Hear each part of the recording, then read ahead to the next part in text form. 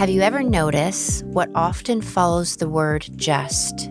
Just breathe, just do it, just trust. Well, as two women approaching 60, we believe that we are just getting started, and it's never too late to chase your dreams, to learn, to grow, to expand, or to begin again. I'm your host, Helen Tansey. And I'm your host, MT Miko. Together, we'll bring you experts, conversations, and topics designed to put you back in the driver's seat of your life. Because we believe that what follows the word just is exactly what we invite into our lives. Welcome back. We are back in the studio, and it feels so lovely being here. It feels so lovely being with you, MT. I know, it's been too long. And just to be back in front of the mic again. Yeah. It feels, I've missed it. Yeah, we decided to take the summer off. Yeah. And we were like hesitant, thinking, should we, shouldn't we? Are we going to lose followers or listeners? And I think it's been the best thing. Yeah. Kind of regroup, start September's a new year. Yeah. New ideas. Yeah. Yeah. Well, and I think also too, what we're trying to do is like break the show into seasons. Yeah. Because we both have other jobs I know, and exactly. family, Yeah, right? Yeah. And the podcast doesn't support us, so that's why we try to do it in seasons and have that time. And you did some traveling, and I can't even remember what was the last episode that we did. That I think it was the grieving one that we did to close off. No, I think it was the round table with No. Just no. To end our season, like we haven't aired the round table one. So this is the first episode of this season. Could have been grieving? I think it was the grieving. I have to go back and check. And that was before I went away to Mexico. Yeah, and that was like, you went away the first week of June. Yeah. Oh, so wow. It's been that long. So now June, we're back. July, August. So now we're back. This is about us. Yeah. So thank you guys for being here. And we thought just sort of coming back that we would just sort of ease into it and talk about how our summer has been, what we've been going through, and all that sort of stuff. Yeah. I know that for me, it's been a little bit of a difficult couple of months for me emotionally. And I find it interesting because you went through that also, but yours was like earlier in the summer. Yeah, and then you kind of like opened up in August. Yeah. And then that's when I kind of went into my like sort we of high-fived each other and I passed it on to you. Yeah, exactly. It's sort of that dark night of the soul. So can you tell me a little bit what was going on or like what you're feeling? We'll get into it. Okay, so I can tell you about me. Yeah. I think, you get so busy and you run. And then when you slow down, then you kind of identify things that are not aligning, right? Or upsetting you. Mm-hmm. And sometimes that's why we say like, be still, don't be so busy, stay home. So you can kind of really process things. And I was going through some stuff and I realized a lot of the stuff I was going through is not anyone else's fault, which I was blaming. It was more about me, what I was bringing to the table based on my childhood. Okay. So give me an example, like what would be a situation then that would come up for you? So what do you mean you didn't make dinner plans?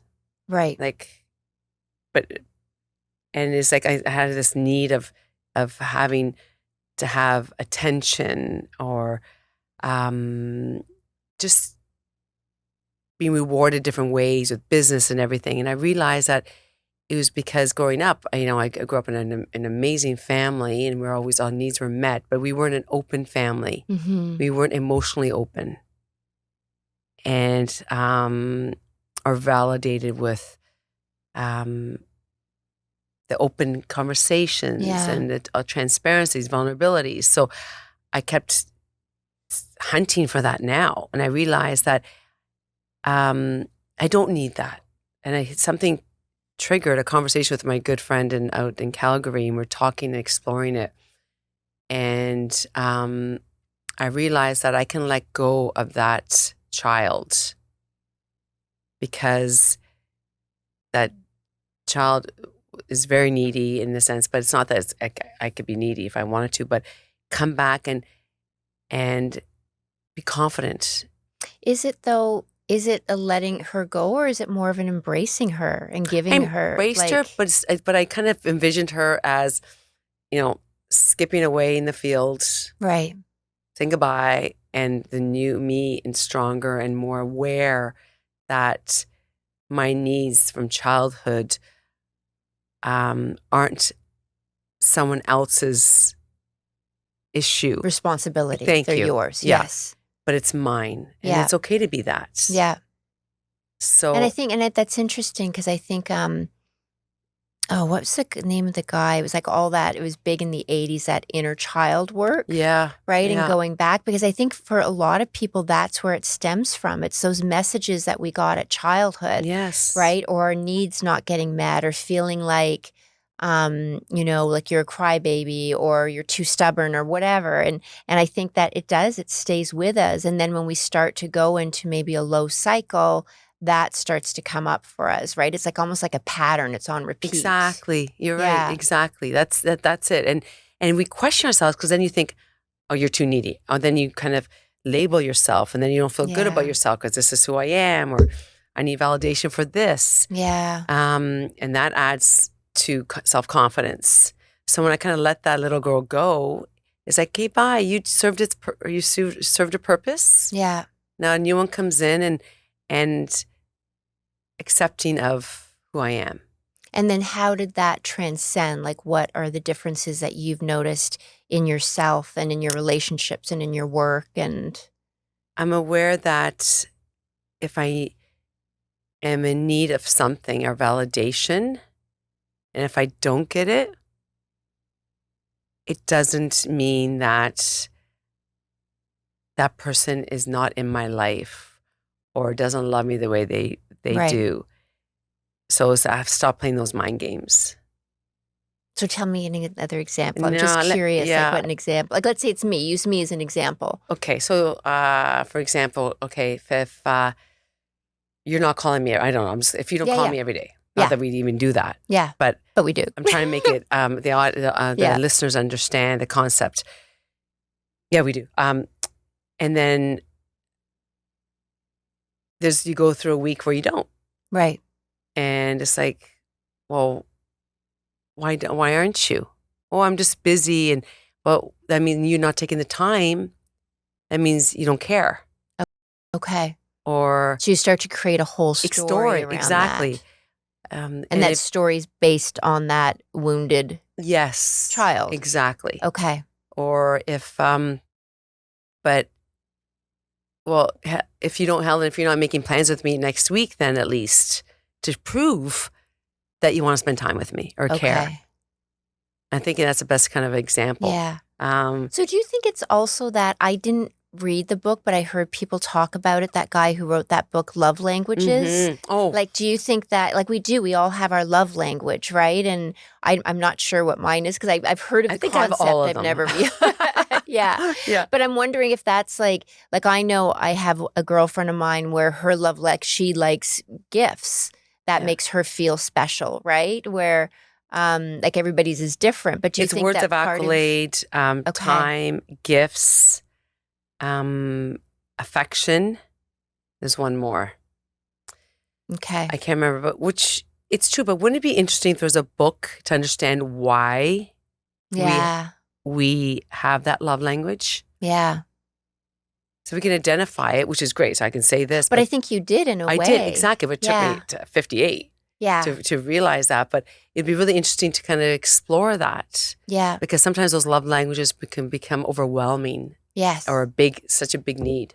So something interesting though, because you just said it took you to 58. Mm-hmm. And for me, sort of, my journey sort of this last few months is that from what I understand about astrology and from what I understand about what is going on right now in the world is that a lot of when I listen to Be Magnetic and some of those podcasts are taught, this is not uncommon. It's sort of like this, part, we just had the equinox and stuff. And part of it is they're calling it it's almost like a stripping away. So what is no longer serving you, it's going to become present. And if you don't deal with it, then it's going to be all right, this is going to be painful, right? Exactly. So I feel, and part of that is because we're entering a new age And actually, we're going to be having Almost that 30. astrologer, Oh, Brenda. Deborah, Yeah, Deborah. on the show. And I think she'll be really interesting to sort of give us more insight into that. But it's almost like we need to clear this stuff because the world needs us more than ever. And us being like people who are kind and loving and present. And that's what's going to get us through this time in the world. But it's clear. You said clearing this stuff, but it's to differentiate clearing it, not like shoving it under the carpet. No, but clearing it, like dealing with it. Yes. And if you're not, because it keeps, like, when you think about growing, like what you've been going through, it's probably always there. It's always been there. Yeah. Right. But for some reason this time you're like, you know what? I'm done. Like, this isn't serving me and I got to get rid of this. Exactly. Right. I remember the first phase of my life where I just loved being alone in my home. Right. I always had to have people in it, or, had to be full. And that comfort with that calm. Yeah. Is because I was letting go. And that was during COVID. Is that the COVID one? That was the big one. Yeah. So, here we are that you're forced to do that. So I had to become comfortable with it, and I went through things. Whereas if we didn't have COVID, would I have been, and it usually is that, right? I mean, it didn't this time for you, I don't think, but sometimes it is trauma. Yeah. Right? Like, I think for me, like, my biggest awakenings were when my brother passed and then when I got sober, right? Those were two big, huge, things where you got really honest with yourself. Yeah. And I think for you, like, COVID was definitely that. Yeah. Yeah, it definitely was. And I think what I went through in the beginning of the summer, and which I want to hear about what you're going through now, is I'm in a definitely more positive, balanced state of mind. But I'm going to expect that I'm going to have times where I'm going to be calling you, Helen. Yeah. But that's okay. But at least a big awareness happened. Yeah. Well, because we're human, right? Yeah. Like, of course we're going to go through that. I'm prepared for it to have the dips. Yeah. It's interesting because I find when the dips come, I know now when they come, it's like, okay, I have to look at shit, right? How do you know they're coming? Oh, I can feel it. I can feel it's like this pull, and I can feel myself going into it. But I think that, like you, like, I kind of, I embrace them now because I know I'm going to learn from this. Like, this is what you always say, like, this is for me. Yeah. And, so I just sort of go into it and I allow it. Right. And this time for me, it's interesting because I'm allowing it and I'm not trying to fix it. Where in the past, I would always try to fix it. I'd be like, okay, what can I do? What can I figure out? What course can I take? What, and I go into the doing and the trying to figure. And this time, like, I'm just allowing it and, going for walks, with Benny down by the lake a lot and listening to what my body needs movement, right? So it needs to go, and not how you do movement. Like, it's more like walking and being in nature and being with my thoughts and just letting them sort of ruminate and not attach to them. And when did it start for you though? Like this? It started in August. It started in August. I do feel like we went, whoo. Yeah. Yeah, right? Yeah. But there's also, and it's trying to find the peace in being okay with not being okay. Yeah. Right? That is, you just nailed that phrase. Yeah. It's true. But was there an instant that happened, or just like you said, this feeling that's just like to wake up and just feel like something's brewing, or like what was it? No, I think it's more around my my worth, I think. And it started like with my business, like it always slows down in the summer.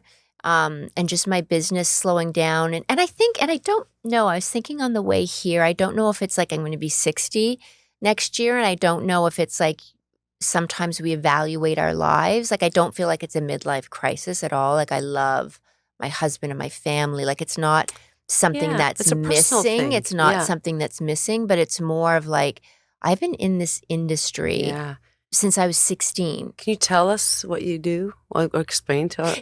So, listeners? I mean, I think people know, but I'm a photographer. But before that, I modeled. And so I modeled in Europe. And then when my brother got ill, I came back. Mhm. And then when he passed, I was a little lost. And I started working for other photographers. And then I stared shooting. But I've been How many shooting years? for 35 years. Wow. So that's a long time being in the same thing. And as much Yeah. as I love it, there's a part of me that wants to sort of expand into Yeah. something else. And then as much as I love it, the industry is changing, right? Like there's AI, or it seems like, with phones, everybody thinks they're a photographer now. So Yeah. there's a shift.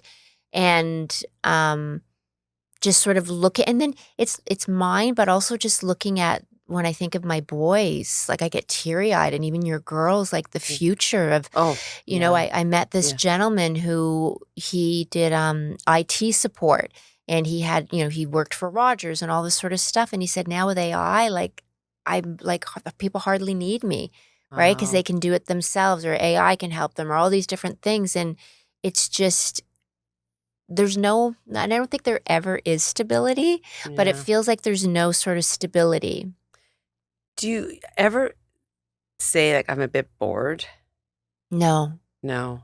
because I do love what I do. Well, I get to create every day. I still remember, and I right? tell you this over and over again, when we had Chris Noth Yeah, on our podcast, and he said, and he lives out in LA, yeah, the best photo I've ever had taken was Yeah. by you. yeah, And when I heard that, I was like, wow. yeah, And I get Yeah. like that imposter syndrome. Like, sometimes I don't think you realize how amazing you are. yeah. It's funny because I was out for dinner with our friend Andrea, and I'll send you the episode because on her podcast, I think it's Talk the Talk, I can't remember, but she did a whole episode on imposter syndrome. Interesting. And she said everybody has it. It's not just women that have it, where a lot of times people think it's just women. And it's almost like how I interpret it's almost like ego, like it's always there. Yeah. But you learn how to, what she does is like she gives you tips on how to sort of, when you feel it coming up, like let's say you're going into a party or you're speaking at an event or whatever, she gives you like, there's key words. Like, do you remember like those power poses that you would do to sort of center yourself? But yeah, and I think that, and then it's interesting, not even a couple of weeks ago, a few days ago, Hal and I were walking, and we were, Hal's my husband, and we were walking, and he's a really good listener. And so he just lets me, so when he's just listening, because I think you're like that and I'm like that too. But with him, I can just sort of have that verbal diarrhea and just go on and on and on.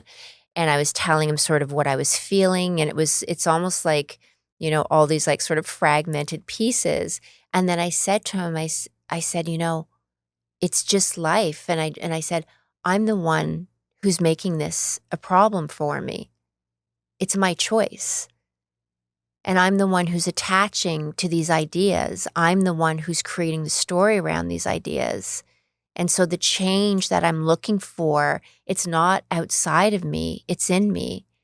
And so trying to sort of just release all those stories around events or ideas that I have, or where I should be. Or, it's not so much where I should be, but so it's just interesting. It's like I am creating this sadness and stress in my life. It's not happening to me.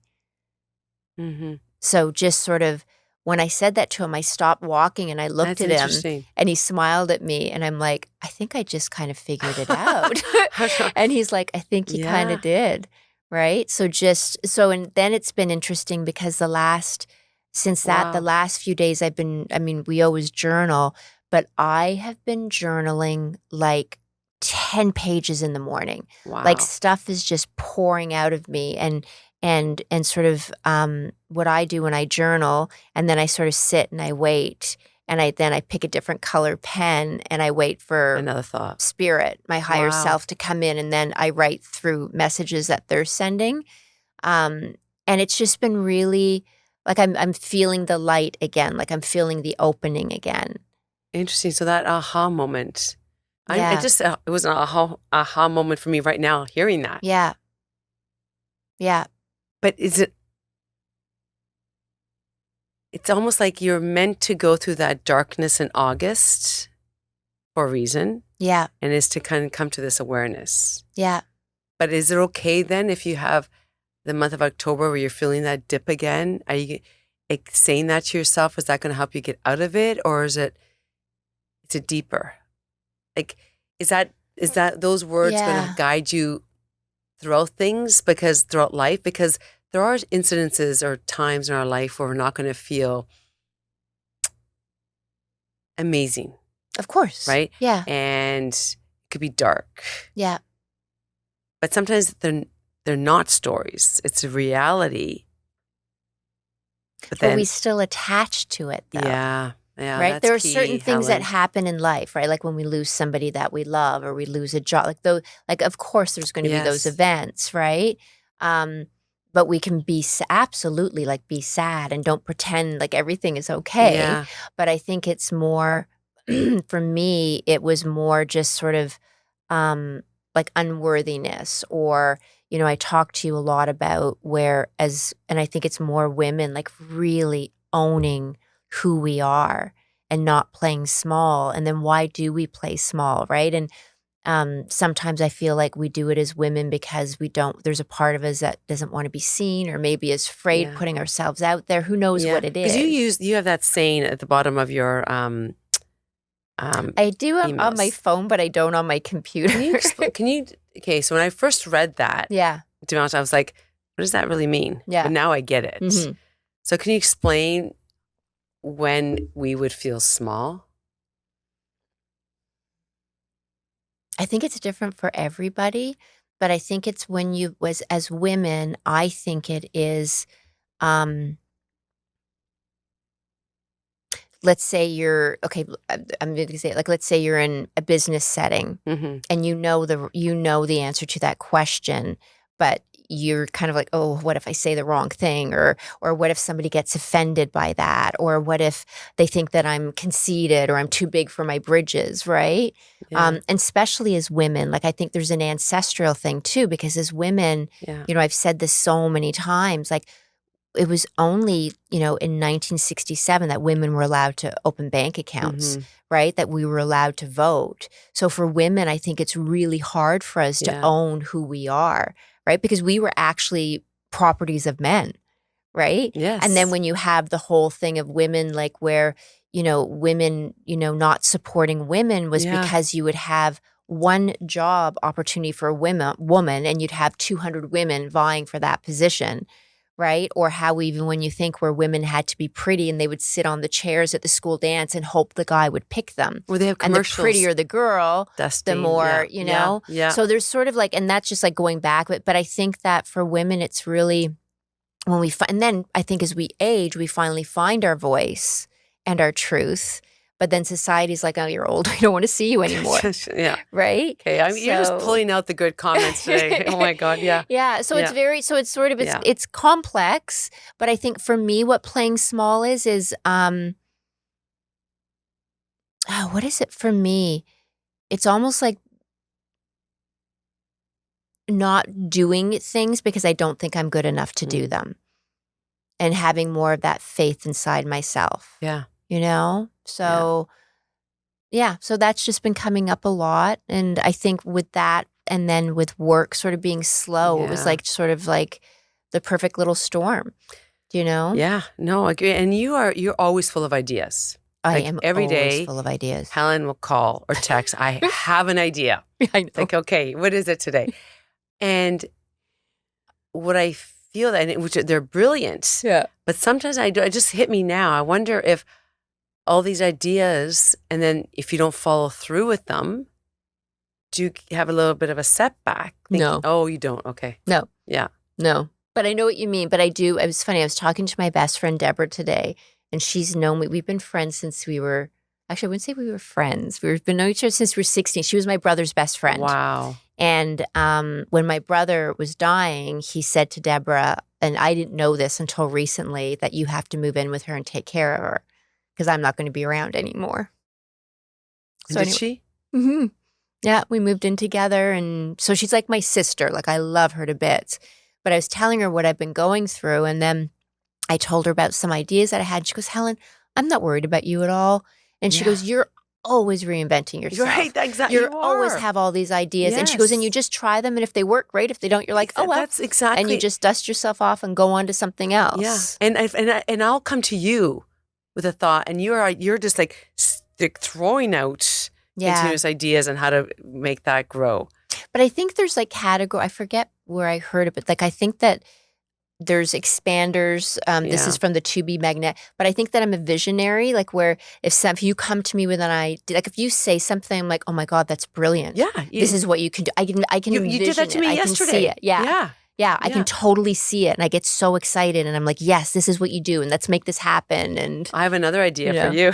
What's your be idea? a consultant for this. Yeah, right? People, I know. I know. Yeah. People have an idea and you can map it out for them. Yeah. Yeah. Yeah.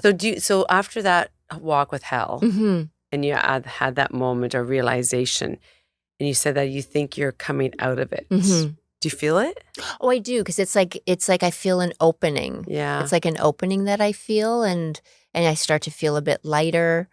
Yeah, and things haven't changed. Like it's not like my business has really picked up or anything, but and I also believe a lot, and I know you do too, but I really believe in, Dr. Wayne Dyer and just how what we say and what we attach to and what follows I am. Yeah. Right. And so if I say I am slow with my work, or when you hear people go, I am overweight, or I am tired, it's like you're inviting that in. Exactly. Yeah. So I really do believe in sort of that rephrasing of things. And I do believe, and it's not woo woo. It is scientifically proven about energy and about vibration. Yeah. Right. And so it's like changing that vibration and just catching myself when I'm sort of falling into it. And I love what you said too, where I've been going more quiet. Like I've been going more still.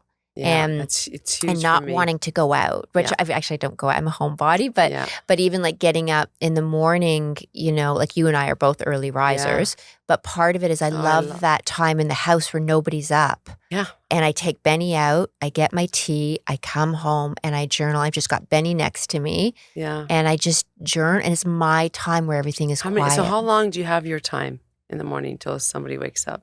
About an hour and a half. Yeah. That's my You favorite. too? Yep.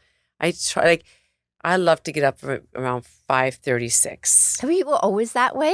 Were you always a more even I remember, in university, my sister and I lived at home, and we both went to the same university, and I would close my books at 10 or 11 at night, set my alarm for 5, and continue studying. She'd be going to bed when I would wake up. I was always that way. But I value it now more than ever. Your sleep or the mornings? Both. Both. Yeah. I know you're big on your sleep. Both. Yeah. And I really have this mentality, even we've gone into a great series, Kevin and I, we just finished it. Which series? Black Rabbit. Deborah was just telling me about that. Oh my God. We watched all episodes in 3 nights. So it's so funny because she was just away in England and in Paris. And I said to her, have you watched The Pit yet? And she went, oh my God, I just binged it on the plane on the way back. And I just said, I've watched, it's like the second time. I've just watched it again, the whole series again. And she said, Black Rabbit. Oh. And she goes, but I sometimes get anxious with shows. And she goes, you might get a little anxious. I was a little bit. Yeah. But it's great. It's so good. Okay. But it came to at 9 o'clock, we finished one episode, and then Kevin's like, let's watch another one. And I'm thinking, you know what? I'd rather go to bed and have quiet. Kevin is so like me, I think. Yeah. Yeah. And he's a Cancer. Yeah, right? Probably. And then I'd rather just go to bed and unwind and read, catch up on my phone a little bit, and then lights out. Yeah. And then where he would binge and watch another episode. And and I did a few times. I said, okay, even last night, for example, I got up this morning early to do a 7 o'clock class. Yeah. But that means I need to get up at 5:30 because I need that hour and a bit. Oh, I love that. And at 9 o'clock goes the last one. It's like, I really want to go into bed because I have to get up at 5:30 and I need to honor that. And he goes, it's the last one. And I'm thinking, so I'm fighting this, thinking, let loose, let it be. Right. So I caved in. but then like as soon as it finished, I went right to bed. Isn't that funny? But I want to be more relaxed about it. But I just love my mornings, early mornings so much. I get it. And I don't want to like, it's sort of like, to me, like that's my non-negotiable. Yeah. And even if it was like, let's say I was to do a 7 a.m. class, even if it's just 10 minutes, I have to have that grounding in the morning for myself. I just want to go back though to the TV show. Black Rabbit? Black Rabbit. But that's why I love Apple, because they only release shows weekly. And that's what it was when we were a kid. Unless you don't watch them weekly. Unless you don't watch them. Yeah, but I love that. Like I love having that anticipation. And it kind of, I love it and they don't love it, but it reminds me of, like, do you remember like Who Shot JR? Yes, all that. And then you have to wait the whole summer for the cliffhanger, right? But I think there's something I do love that where it's, and as much as I'm like, oh my God, I want another episode, I do like that waiting at the same time. It's true though. Like thanks to The Pit, I watched 7 episodes on the plane. Have you finished it? No, I haven't. I was going to. Oh my God, I forgot because we started Black Rabbit on Sunday. Okay. We finished it. It's like, but I have to watch it when I'm alone because Kevin hasn't started it. Oh, so that's why. So I was just talking about mornings. Mm-hmm. So, I was in Italy and we were in a villa for a week with 10 people at a time, 10 to 12 people. And everyone would get up, have their coffee and go outside to the main deck overlooking the fields, have their coffee and chitter-chatter. I went off into a different room. Mm. And at first I thought, am I being rude? But I couldn't just start my day, just like talk. And when I've been with everyone this all day long and I just need that quiet. So at one point my girlfriend said, are you okay? I said, and so I just then opened up to everyone and said, guys, I just need this hour to myself to journal and just whatever. Oh, yeah, go for it. But I sat there uncomfortable knowing that everyone was out there. But I just said, no, I'm not going to. So every morning I just went off on my own and did my thing. And I honored that. I love that. Yeah. And I didn't feel like I needed to be there starting my day with my coffee because my coffee is with myself. Yeah. I love that though. It's like when you have like Buddhists that do their morning prayers. Or I remember my uncle in England, he's a priest, and he would do his morning prayer. And it was just everybody knew it. Like you just, right? It's like that sacred time. Exactly. Or how much comfort would it be knowing that, like, I had a thought, like if you and I travel together and we both love our mornings, I can see us wake up, good morning, sit beside each other for an hour and a half, not talk. We'll both finish our stuff. Okay, what do you start our day. I think that is the most intimate experience to have with a friend. Yeah. That you can do that. Yeah. I remember once I was meditating, and I don't know if you do like I do in the evenings as well. I don't think you do. Yeah. No, not all the time. Yeah. But sometimes I do if I feel like I need to clear stuff. Yeah. And I remember once I was meditating and I do my Buddhist chants. And I remember the boys running and they were fighting. And I remember them running in the room and they go, Mom, Mom. And I just continued with my chanting. You didn't stop? Didn't stop. They each sat down next to me and they crossed their legs and they closed their eyes. And then when I finished my chanting, like I hit my gong and I finished it and I went, yeah. And they went, he just, and they went right back to that. But I thought it was so that's the only thing is that sometimes like when family comes, like you might hear me chanting, but I don't care. I'm not embarrassed by it. Like I don't care. You didn't get like the itch to just stop it and then address them. No, I'm just like, you guys will have to, right? Like, and they did, right? But also because they, I think, know how much it means to me and what an honor this is. So they honor that for me, which right? Is great, yeah. Yeah. Like I have a girlfriend as well that will text in the mornings and I'll just say to her, all right, vitamins, journal. And she knows she's not going to hear from me for an hour and a half. Yeah. Yeah. Okay, but there's something in the morning too. Like even books like, that's why, Buddhists get up early and monks do and the 5 a.m. club and all this. And even there's something, I don't know what it is. And again, when we have that woman, Deborah Silverman, there's something planetary. Like when people have said like the veil in the morning is really thin. Yeah. So the veil to the other side, whatever you believe in or a connection to. And there's something where it's like a time where it's like everything is open. Yeah. And it is. I mean, think of like the mornings, like, even I always take Benny out for his walk first, and it's like the city is opening up, Yeah. right? There's, trucks doing their deliveries and people, like there's not many people out, and the people that are Yeah. opening things up, right? Did you start going for a walk before tea? Yeah. Wow. See, I Yep. need to have, yeah. Yeah, no, I go Yeah. for a walk, and then I get my tea, and then I come back home with it, and I Wow. start doing my writing. That's great. Speaking of your I am comment that you made earlier, I think I'm going to start journaling that in the mornings, like a few, maybe 3 to 5 I ams every morning. Yeah. I have never done that. So I think that's something I'm going to start. Yeah. Yeah. And you can do the opposite. So if you're feeling, like, let's say you feel, I'm just trying to think of something for you. Let's say you feel stuck. Yeah. It would be, I am open. So you can reverse those it, messages. do the opposite. Right? So if you're feeling sad, it's like, I am joyful. Right? So you can kind of like take what it is that you're feeling and find the opposite of it. And don't just go happy sad. You know what I mean? Like I sit with it. Like what is, like I am feeling heavy. Right? And then what would the opposite of that feel like to lift me? Yeah. And then it's like, okay, I am light, or I am ease, right? Yeah, And really take the time and sit with it, I love and you that. kind of like you shift it, but you feel it inside, like it's not just saying I'm going to have sticky notes beside my journal and actually maybe put them somewhere. Yeah. Yeah.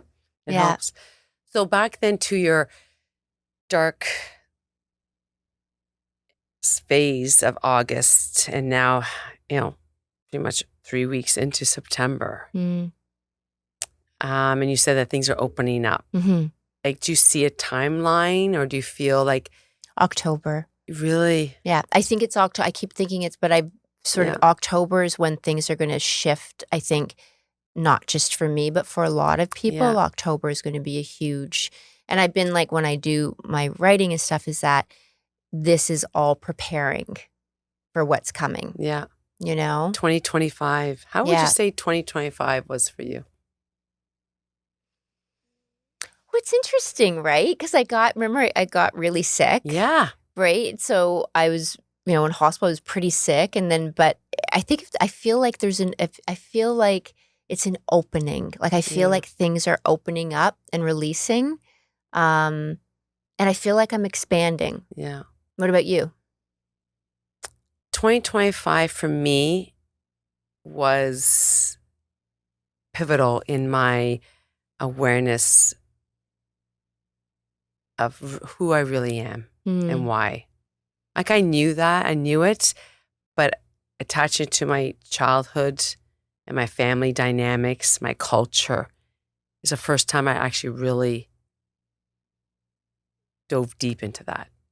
Do you think that your dad, because I know your dad isn't well, that was sort of the thing that made you start thinking about your childhood? Because no, I think it's because I kept feeling some things in certain relationships, and I'm thinking like, why? I shouldn't be feeling this. But I will say, with my father, I was being in Italy, and growing up is Italian culture was instilled in us.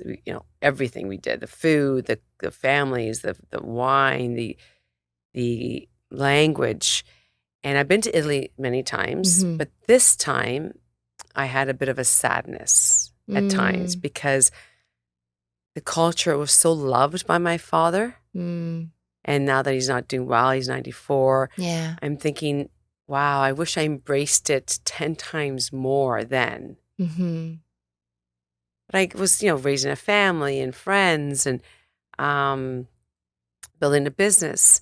Whereas now the respect I have for some of the fundamentals that he tried to instill in us is large. Yeah. So I think that ties in with this year of really identifying what makes me up, how am I built? Yeah.